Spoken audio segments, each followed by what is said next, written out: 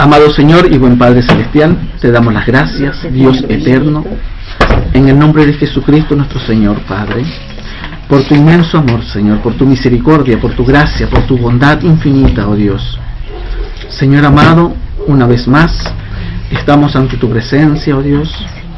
Queremos reconocerte, Señor amado, como nuestro Dios, como el único Salvador de nuestras vidas, oh Padre Santo. Queremos, oh Dios de los cielos, glorificar y exaltar tu nombre, oh Señor. Asimismo, Señor amado, necesitamos de ti, Señor, de tu palabra. Padre eterno, te rogamos en esta tarde que nos hables a través de ella, oh Señor. Necesitamos de ti, Padre, necesitamos tu alimento que nos da fuerza, que nos da aliento, Señor, que nos aconseja, que nos consuela y nos trae paz, oh Dios de los cielos. Bendito Padre Celestial, sabemos que tu palabra revelada, Señor amado, a través de los tiempos, es para nosotros, Señor. Herencia eterna, herencia espiritual, directamente desde ti, Señor, desde tu corazón, Padre.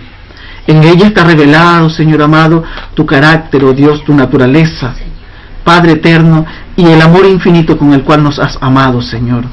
Dios de los cielos, te rogamos en esta tarde que nos hables a través de tu palabra, Señor.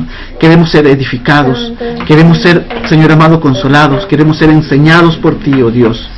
Bendito Dios Todopoderoso, en el nombre de Jesucristo nuestro Señor. Amén.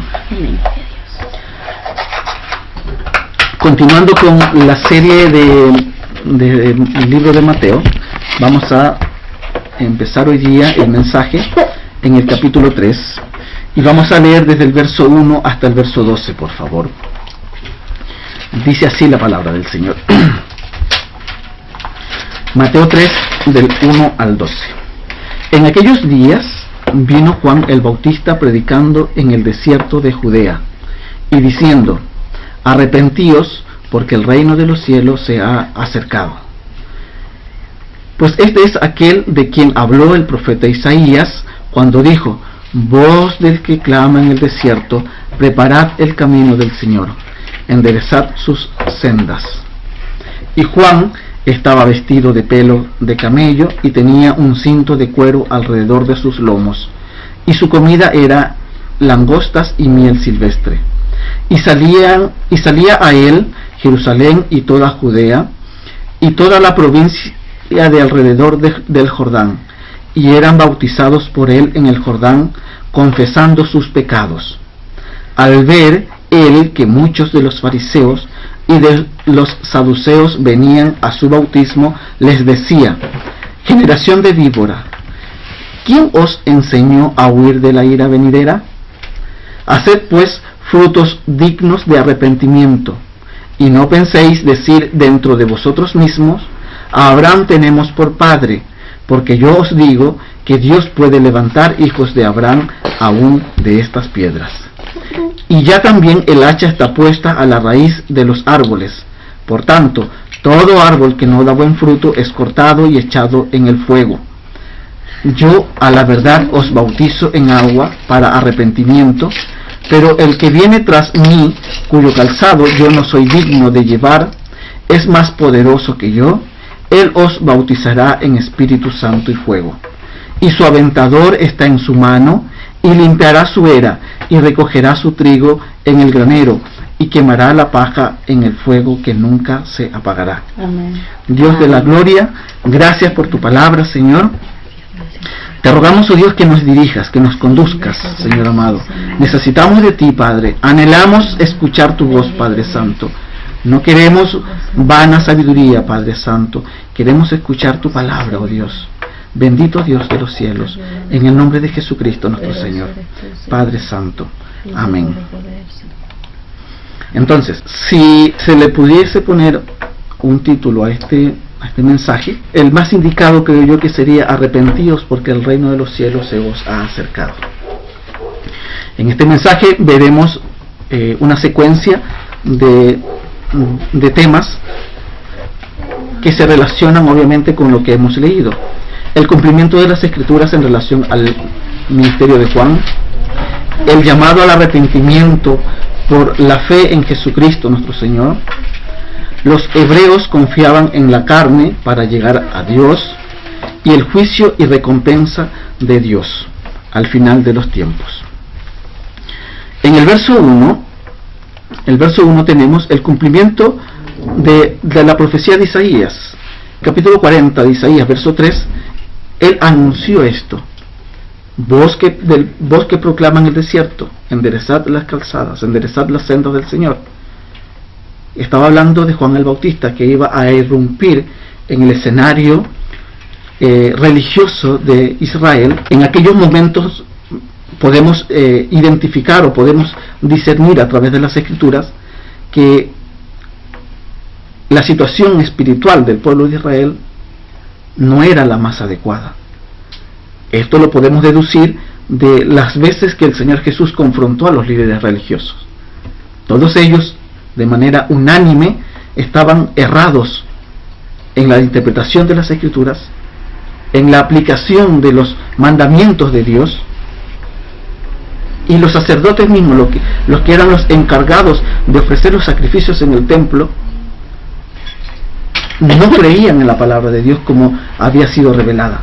Pues ellos decían que no había resurrección, que no había ángeles y una serie de cuestiones más que se habían inventado, y habían formado un cuerpo de fe distinto al que Dios había entregado a través de Moisés y de los profetas hasta aquel entonces. Entonces, todas estas cosas nos muestran el fallido intento de un pueblo, de una nación, de agradar a Dios, porque cada uno de ellos tiraba hacia el lugar que más le convenía. Los fariseos, que si bien es cierto, leían la palabra, tenían a Moisés como guía espiritual, mas sin embargo se habían hecho en torno a los mandamientos, a la palabra de Dios, una serie de mandamientos propios, inspirados en el hombre, inspirados en la persona, y habían dejado de lado lo que Dios había establecido como la principal ordenanza para el cumplimiento de los mandamientos de Dios. La interpretación que habían hecho de las Escrituras era errada. No una vez, sino varias veces el Señor los confronta en todo esto.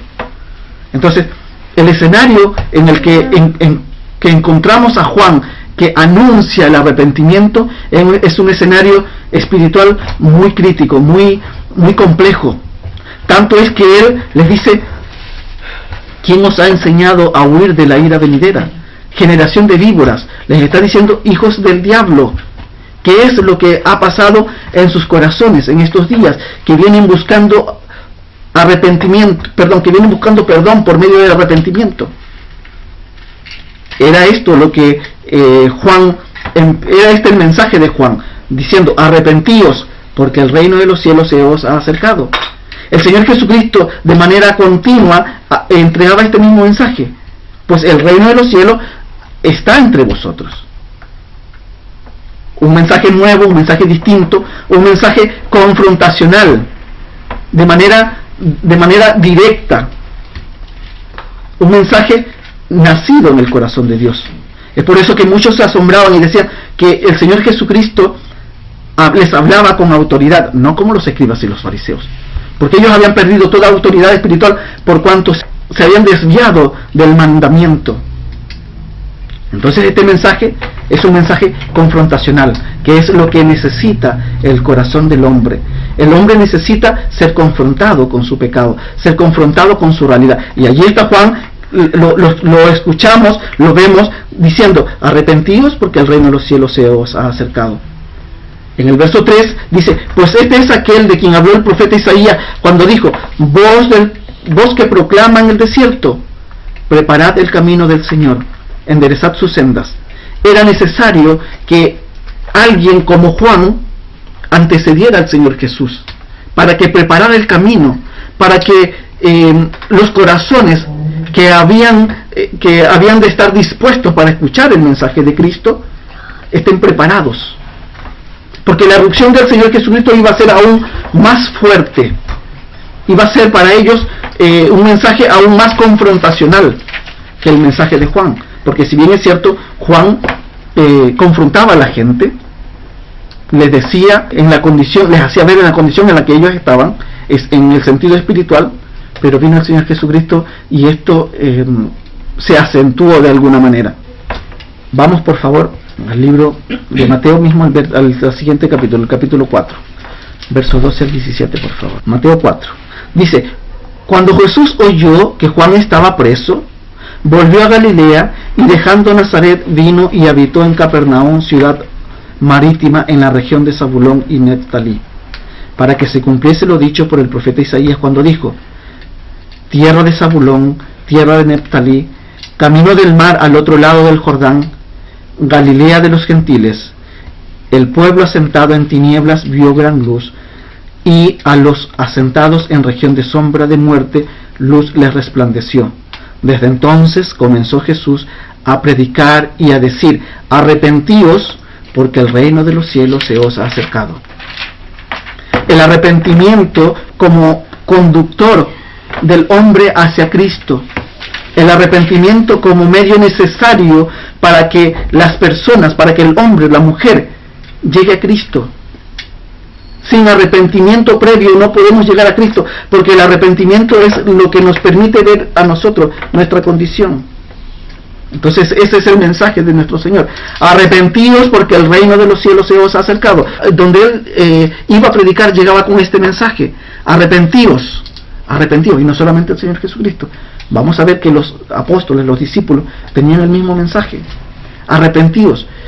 Había llegado el momento de predicar el mensaje de arrepentimiento para perdón de pecados, porque el hombre había caído en una condición de pecado de tal magnitud que habíamos sido desechados por Dios. No había forma alguna, como dice Salmo, y también el libro de Romanos dice que todos habíamos pecado, que no había justo ni uno. Esa era la condición del ser humano. Entonces, ¿qué era lo que necesitaba? Llegar al arrepentimiento. El arrepentimiento en nuestros corazones es lo que nos permite ver más allá de nuestras propias narices nuestra necesidad de Dios. El hombre que no se arrepiente, o la persona que no se arrepiente cuando escucha el mensaje, es porque considera que no necesita de Dios. Considera que no hay falta en él, y que por lo tanto no tiene ninguna necesidad de arrepentimiento. Considera que todas sus acciones son justas. Es por ese mismo motivo que el hombre no se acerca a Cristo, porque considera que no lo necesita, que no es para él tomar una decisión de esa naturaleza. Porque además el arrepentimiento trae consigo un cambio de vida. Porque el arrepentimiento genuino conduce a eso, a un cambio de vida.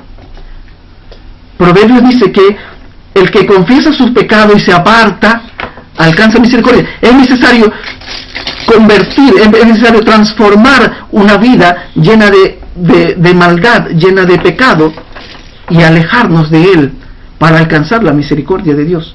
Por lo tanto, para que podamos confesar nuestros pecados, también es necesario que haya un arrepentimiento previo. De lo contrario, no vamos a reconocer nuestro pecado y nuestra necesidad de Dios. Es por esto que siempre el Señor Jesucristo decía: arrepentíos, el reino de los cielos se os ha acercado. Lo mismo les dice Juan el Bautista: no penséis que porque sois hijos de Abraham, son todos ustedes salvos por el hecho de ser hijos de Abraham, confiando en la carne. Nosotros sabemos que las obras de la carne no conducen a Dios. No conducen a Dios, porque es imposible a través de nuestras acciones, a través de lo que podamos hacer nosotros, agradar a un Dios santo. El verso 5 de Mateo 3 dice: y salía a él Jerusalén y toda Judea y toda la provincia de alrededor del Jordán. Salían a Juan. A pesar de que era un mensaje confrontacional, había mucha gente que salía a él y eran bautizados por él en el Jordán, confesando sus pecados. El bautismo de Juan, un bautismo de purificación, un bautismo de arrepentimiento, esta gente llegaba a Juan atraída por el mensaje. Atraída por el mensaje de Juan. Porque quien no es seducido por el mensaje de Cristo jamás va a ir a él. Es por eso que el libro de Juan, el Evangelio de Juan, dice que los hombres, cuando aman su pecado, no van a la luz porque no quieren que sus pecados, que su vida sea expuesta ante la luz. Más que el que se conduce según verdad viene a la luz para que sea manifiesto que sus obras son hechas en la luz. Está hablando de lo mismo. El que se arrepiente, el que considera que necesita de aquella luz, que necesita de aquel perdón, acude a Cristo. Acude a Cristo. Sin considerar, sin calcular las pérdidas. Porque evidentemente el hombre que se acerca a Cristo tiene pérdidas en el campo humano, de la carne, donde nosotros nos manejamos con las amistades, con la familia. Tenemos que ser valientes. El que se acerca a Cristo debe ser valiente, porque el mismo Señor Jesús dijo que desde los tiempos de Juan el reino de los cielos ha sufrido violencia y solo los violentos lo arrebatan. Hay que ser valiente, porque debemos considerar que debe haber una transformación en nuestras vidas, porque si no hay arrepentimiento, definitivamente no va a haber transformación. Verso 7. Al ver él, es decir Juan, que muchos de los fariseos y de los saduceos venían a su bautismo, les decía: generación de víbora, ¿quién os enseñó a huir de la ira venidera? Un mensaje muy duro.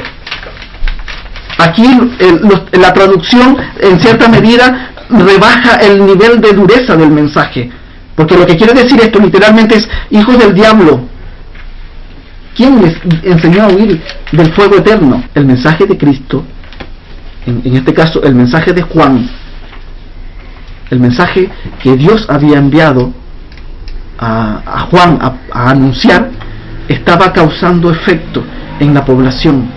Porque Juan no andaba por las calles predicando. Juan estaba en el Jordán. Allí era donde les hablaba y allí era donde acudían a bautizarse. La gente acudía a él. Dios estaba cumpliendo su promesa: enderezad las sendas, preparad los corazones, para que cuando venga el Señor Jesucristo haya un pueblo tratando de agradar a Dios, porque ya había recibido el mensaje de aquel mensajero, de aquel atalaya que fue enviado antes de Cristo. Ese era Juan, anunciando el Evangelio, confrontando a la gente con su realidad, con su pecado, y les decía una vez que los bautizaba, una vez que llegaban a él, porque no es solamente que los bautizaba, estos iban en arrepentimiento, les decía: haced pues frutos dignos de arrepentimiento, según lo que dice el verso 8. Entre todos estos que iban a bautizarse habían fariseos y habían también saduceos, gente religiosa, gente que estaba en el liderato en el sentido espiritual, en el sentido religioso de Israel, de Jerusalén. Eran ellos los que acudían al bautismo de Juan, juntamente con los gentiles que vivían entre ellos, soldados romanos, gente del pueblo mismo, pero gente de menor estima para los fariseos, porque ellos se consideraban superiores a los demás. Gente del pueblo acudía a Juan a bautizarse, pero la confrontación que les hacía Juan era precisamente a ellos, a los líderes religiosos, porque por muchos años habían estado haciendo uso del mensaje de Dios, pero de una manera errónea, aprovechándose ellos para obtener beneficio, para obtener poder, para tener autoridad en medio del pueblo. Es por eso que Juan nos confronta: generación de víboras, hijos del diablo, ¿quién os enseñó a huir de la ira venidera? Y una vez que eran bautizados, les decía: producir frutos dignos de arrepentimiento. Es decir, desde ahora en adelante deben de conducirse en la vida como nuevas criaturas, como nuevas personas. Y no penséis decir en vuestros corazones, dentro de vosotros mismos: a Abraham tenemos por padre. Porque os digo que Dios puede levantar hijos de Abraham aún desde estas piedras. Este era el mensaje de Juan, al que conocemos como Juan el Bautista. Un mensaje confrontacional, un mensaje directo, anunciando el perdón de los pecados por medio del arrepentimiento. Vamos por favor al libro de los Hechos, capítulo 3.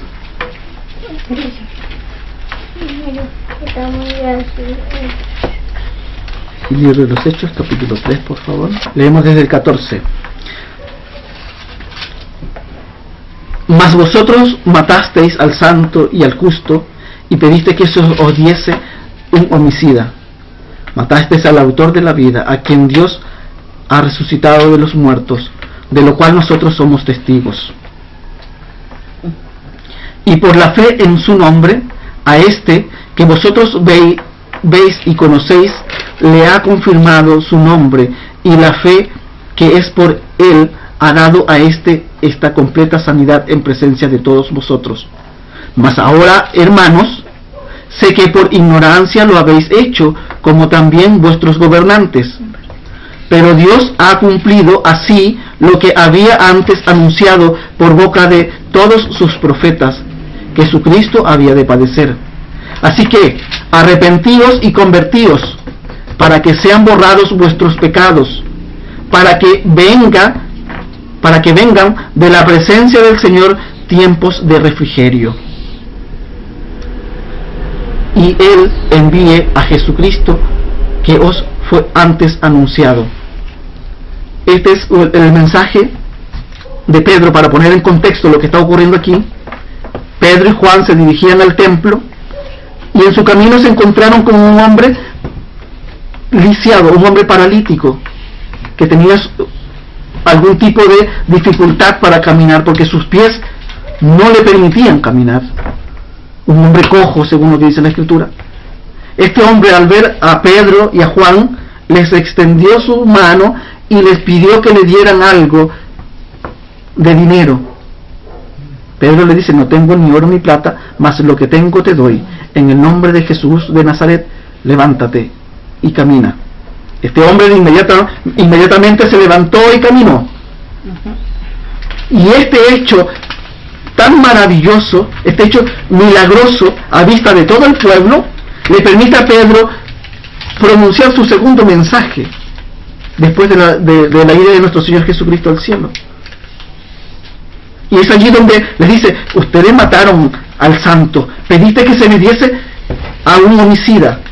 Los confronta con su condición de pecado, los hace ver su realidad. Les dice: ustedes cayeron en esta condenación, en este pecado, y matasteis al autor de la vida, a quien Dios ha resucitado entre los muertos, de lo cual nosotros somos testigos. Y por la fe en su nombre, dice, a este que vosotros veis y conocéis, le ha confiado su nombre, y la fe que es por él ha dado a esta completa sanidad en presencia de vosotros. Cuando nosotros leemos la palabra de Dios, principalmente el libro de los Hechos, vemos que Dios respaldaba el mensaje de sus discípulos, de los apóstoles, con señales, con prodigios. Y el mensaje que ellos llevaban es el mismo mensaje de Cristo, confrontando a la gente con su pecado, confrontando a la gente con su realidad. Y esta no es una excepción. El verso 19 dice: así que arrepentíos. Una vez que les muestra la condición en la que están delante de Dios, les da una salida, porque ese es Dios. Nos muestra nuestra realidad, pero también nos da una opción, una salida. Permanentemente Dios nos da una salida. En su gracia, en su amor infinito, en su misericordia, nos da una puerta de salida. Y es por eso que dice el verso 19: así que arrepentíos y convertíos. El arrepentimiento me lleva a un convencimiento de que tengo una necesidad, de que esa necesidad es tan profunda, porque mi condición es tan grave, que de lo único que soy digno es de que Dios traiga sobre mí toda su ira, toda su justicia. Y eso nos conduce al arrepentimiento. Y cuando tenemos un corazón arrepentido, entonces afloran todas estas situaciones de convencimiento de que en Dios solamente tenemos una salida. Dice: así que arrepentidos y convertidos, para que sean borrados vuestros pecados. Dios ha prometido que el que se acerca a Él, el que viene a Él con un corazón humillado, Él no lo echa fuera. Dice la Escritura que Dios, habiendo pasado por alto los pecados pasados, en el momento en que nosotros nos arrepentimos, Dios pasa por alto nuestros pecados, porque Cristo murió en la cruz por nosotros, para darnos vida, para traer a nosotros tiempos nuevos de refrigerio, para borrar nuestros pecados, y que vengan de la presencia del Señor tiempos nuevos de refrigerio, dice su palabra. Entonces, la necesidad de este mundo no es una necesidad física, no es una necesidad económica, no es una necesidad de consejo, de filosofía, de psicología. La necesidad de este mundo es tener un poquito más de arrepentimiento, para que ese arrepentimiento lo conduzca a Dios, porque nos hemos alejado de Dios. Aún nosotros mismos, muchas veces que estamos dentro de la iglesia, creemos que ya hemos conseguido de Dios su gracia y su misericordia y que no necesitamos más arrepentirnos. No es así. Permanentemente debemos tener arrepentimiento en nuestros corazones, porque fallamos de continuo delante de Dios.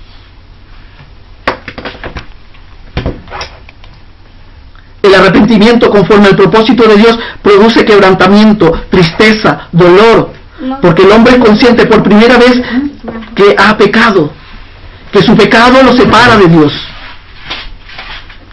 y que a causa de su pecado está en condenación, y que la ira de Dios está sobre él. Por medio del arrepentimiento experimentamos la necesidad de perdón. Esto fue lo que llevó a preguntar a aquellos varones en el capítulo 2, el verso 37 de Hechos. Dice: varones, hermanos, ¿qué haremos? Cuando Pedro los confronta, le dice: esto no es lo que ustedes creen, no es que estén borrachos, no, esto es que Dios se está manifestando en medio de este pueblo, porque ha traído arrepentimiento, porque está ofreciendo cambios de vida. Cuando Pedro los confronta, le dice: ustedes mataron a Cristo, ustedes mataron al dador de la vida. Entonces ellos le preguntan a Pedro: varones, hermanos, ¿qué haremos? Pedro le dice: arrepentíos y bautícese cada uno de vosotros en el nombre de Jesucristo para perdón de los pecados, y recibiréis el don del Espíritu Santo. Por tanto, debemos ser confrontados con nuestra realidad y necesidad de perdón.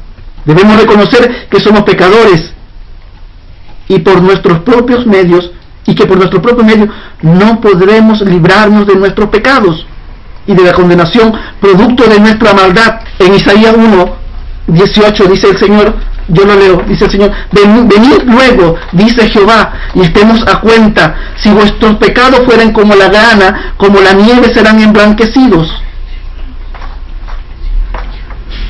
Si fueren rojos como el carmesí, vendrán a ser como blanca lana. Si quisieres y oyeres y comieres del bien de la tierra, si no quisieres y fueres rebelde, seréis consumidos a espada, porque la boca de Jehová ha hablado. Estos versículos son antecedidos por una serie de situaciones que Dios confronta a través del profeta. Le dice a su pueblo: vuestras ofrendas me son agravio, vuestro incienso es una inmundicia delante de mi presencia, sus actos injustos son una abominación delante de mí. No quiero más ofrendas, no quiero más sacrificios, porque vuestro corazón está lleno de inmundicia, porque vuestro corazón está lleno de maldad. Por tanto, restituid al que han agraviado, haced justicia en medio de vuestro pueblo, perdonad a todo aquel que ha hecho alguna ofensa. Y después de esto los invita: y venid luego, dice el Señor, venid luego, arrepentidos de toda su maldad, de toda la maldad y la perversión que hay en vuestros corazones, que es el único medio que nos conduce a Cristo. La palabra de Cristo provoca arrepentimiento en nuestra vida, porque somos confrontados con nuestro pecado. Y esa realidad de pecado, de necesidad de perdón, nos conduce a Dios. Y una vez que vamos a Dios y abrazamos a Jesús, abrazamos la fe de Jesús, nos postramos ante sus pies, entonces Dios perdona nuestra maldad y somos regenerados, somos transformados, somos justificados, somos perdonados por Dios. Y Él nos traslada del reino de las tinieblas al reino de su Hijo amado, según lo que dice Colosenses. Amén. Eso es lo que produce el arrepentimiento. Dolor, pero dolor que conduce a Dios. Afligimos nuestros corazones, tristeza en nuestra alma, porque por fin somos conscientes de que necesitamos de Cristo, porque hemos fallado en nuestro intento de agradar a Dios. No hay forma alguna de que nosotros en nuestra vida, en nuestra carne, con nuestros hechos, con nuestras acciones, agrademos a Dios. Es imposible. Es Cristo, solamente en Cristo, solamente en Él podemos tener el perdón de los pecados por medio del arrepentimiento de nuestros pecados. Amén. Volvemos por favor a Mateo 3.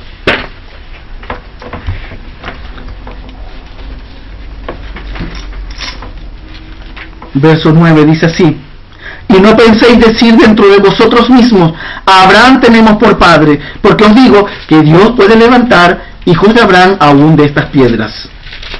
No confiéis en vuestra carne, es lo que está diciendo, porque ciertamente sois descendientes de Abraham, pero el hecho de que desciendan de Abraham no os dará perdón de pecados, sino que la fe en Jesucristo es la que da perdón de pecados. Ciertamente como pueblo habéis recibido promesas, como pueblo habéis recibido los pactos, el culto. La palabra de Dios fue depositada en ellos, y de ellos desciende nuestro Señor Jesucristo. Pero eso no conduce a la salvación. La salvación, que es según Dios, la forma como Él la estableció, es por medio de la fe, para que nadie pueda jactarse delante de Dios, para que ningún hombre pueda jactarse delante de Dios y pueda considerarse superior a los demás, porque habiendo sido todos envueltos en el mismo pecado, en la misma desobediencia, asimismo Dios es poderoso para compadecerse de todos y brindar perdón a todos los hombres. Y Él estableció que mediante Cristo Jesús, quien pagó por nuestras culpas en la cruz, ese es el camino para llegar al Padre. Es por eso que Él dijo: yo soy el camino y la verdad y la vida. Nadie viene al Padre sino por mí. Amén. No hay otro medio para llegar al Padre, sino solo en Jesucristo. Porque esto agradó a Dios, Así es, que fuese de esa forma. Por favor, vamos al libro de Filipenses, capítulo 3. Filipenses, capítulo 3. Leemos desde el verso 1 en adelante hasta el verso 10. Por lo demás, hermanos, gozaos en el Señor. A mí no me es molesto escribiros la misma cosa, y para vosotros es seguro. Guardaos de los perros, guardaos de los malos obreros, guardaos de los mutiladores del cuerpo, porque nosotros somos la circuncisión, los que en espíritu servimos a Dios, y nos gloriamos en Cristo Jesús, no teniendo confianza en la carne, aunque yo tengo también de qué confiar en la carne. Si alguno piensa que tiene de qué confiar en la carne, yo más, circuncidado al 8º día, del linaje de Israel, de la tribu de Benjamín, hebreo de hebreos, en cuanto a la ley, fariseo, en cuanto a celo, perseguidor de la iglesia, en cuanto a la justicia que es por la ley, irreprensible.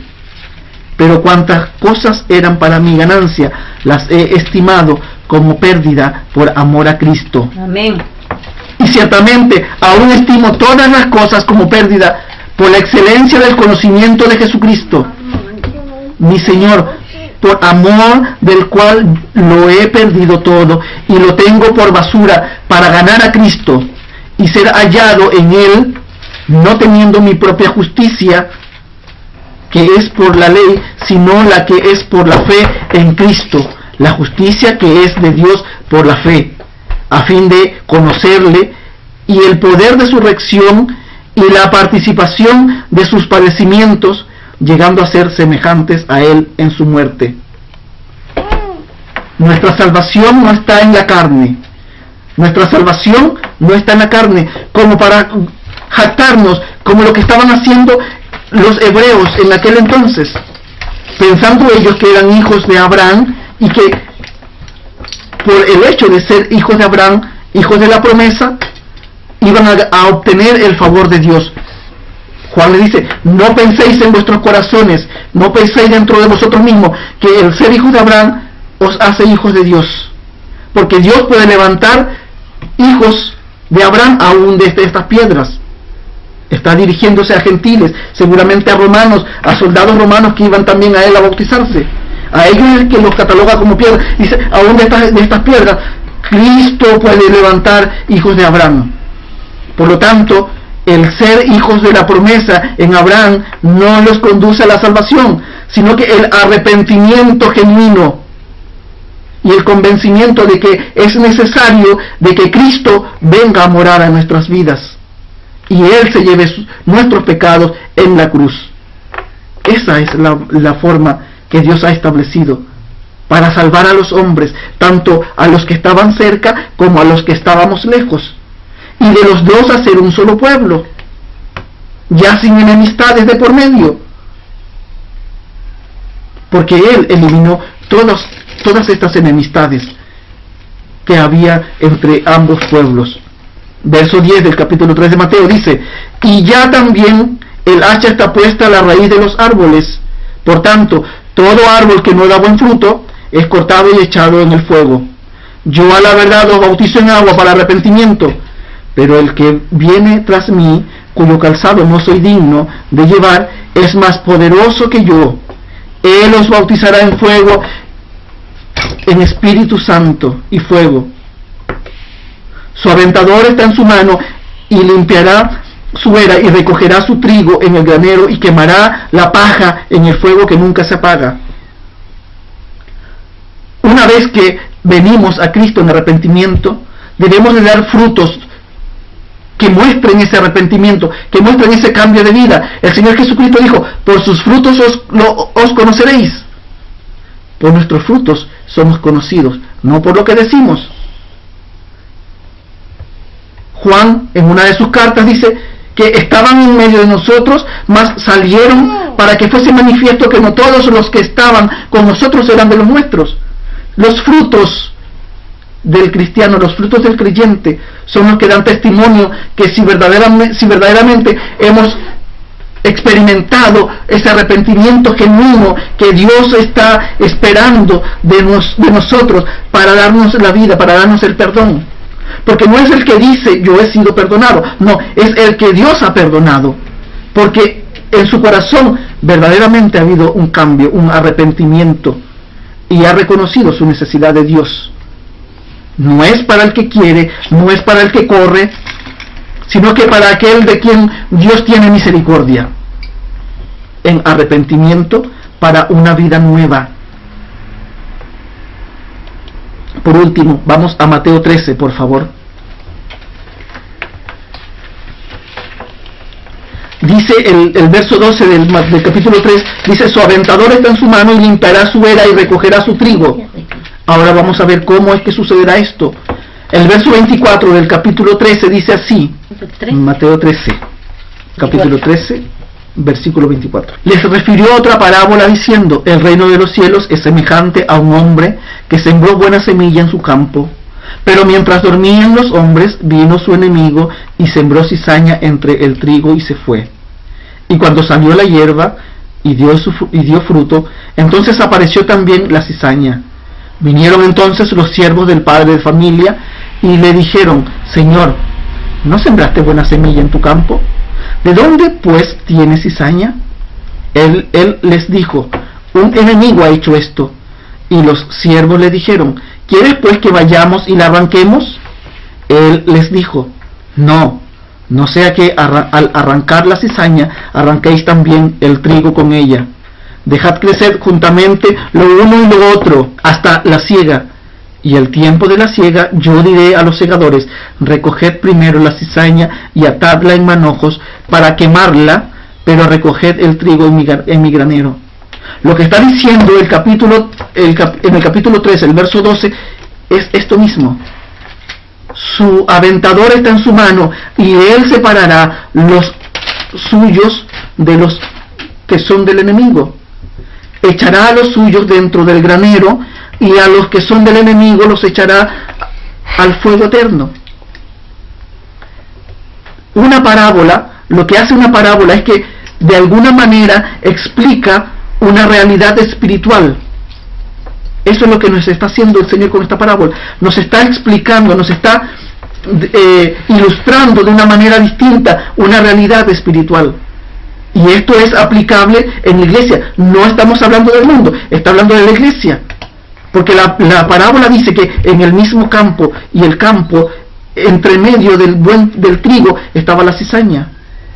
Por lo tanto, está hablando de que en medio de nosotros hay gente que no ha experimentado un arrepentimiento genuino. Y es a aquellos a los cuales Dios va a separar de su trigo y los va a atar y los va a echar al fuego. Su aventador está en su mano, dice el verso 12 del capítulo 3, y limpiará su era y recogerá su trigo en el granero y quemará la paja en el fuego que nunca se apaga. Por lo tanto, lo que revela quiénes somos son nuestros frutos, según como dice el verso 8 del capítulo 3. Dice, haced pues frutos dignos de arrepentimiento. Lo que revela quiénes somos es nuestro fruto. Y eso se va a ver al final, cuando Cristo venga por su iglesia. Nosotros no podemos identificar quiénes son realmente de Cristo y quiénes no lo son. No lo sabemos. Podríamos cometer un error si pensamos hacer ese tipo de juicio. Es por eso que le dice a su siervo, no lo hagáis, no vaya a ser que juntamente con el trigo, juntamente con la cizaña, también arranquéis el trigo. Cristo está hablando a nuestras vidas. Cristo nos está llamando. Desde hace 2000 años Cristo nos está llamando al arrepentimiento para perdón de nuestros pecados. Permanentemente Él está haciendo un llamado para que nos acerquemos a Él y que de un corazón sincero le pidamos perdón y cambiemos y transformemos nuestra vida. En el capítulo 17 de los Hechos, leo yo por favor, dice así desde el verso 16: mientras Pablo los esperaba, está hablando de sus compañeros de ministerio en Atenas, su espíritu se enardecía viendo la ciudad entregada a la idolatría. Así que discutía en la sinagoga con los judíos y piadosos, y en la plaza cada día con los que concurrían. Algunos filósofos de los epicureos y de los estoicos disputaban con él, y unos decían, ¿qué querrá decir este palabrero? Otros, parece que es predicador de nuevos dioses, porque les predicaba el evangelio de Jesús y de la resurrección. Y tomándole, le trajeron al Areópago, diciendo, ¿podremos saber qué es esta nueva enseñanza de la que hablas?